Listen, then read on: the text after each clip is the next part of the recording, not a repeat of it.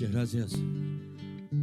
Muchas gracias a las empresas que confiaron en mi trabajo, que confían en que también se puede hacer patria a través de un micrófono y una guitarra. Muchísimas gracias a ustedes que vinieron a acompañarme esta noche, realmente muy importante para mí y para mi carrera. Y por qué no decirlo, para este eslabón que seguramente constituyo en lo que significa las tradiciones y las costumbres paraguayas expresadas a través del arte, fundamentalmente a través de la música. Me voy a despedir de ustedes con esta canción que tiene un sueño detrás.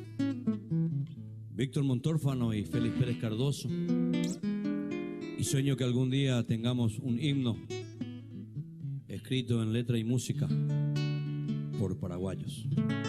Somos uno de los pocos pueblos que no tenemos un himno escrito por gente que haya nacido dentro de la propia tierra. Para mí ha sido un inmenso placer cantar para ustedes. Será hasta una próxima ocasión, si Dios así lo permite.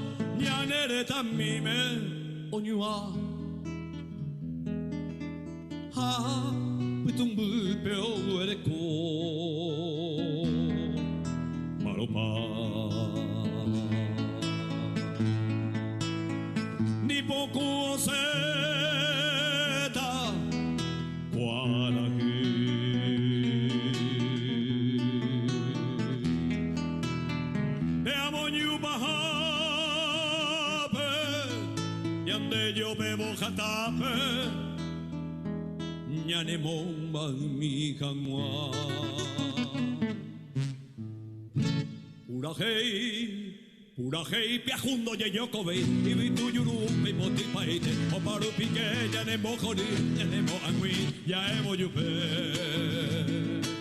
peteye peyiko bangwa tabe tiene moria junyi mojipe boipe arete mayaiko hakoi hanyiru die Raino lei peñan de luguipa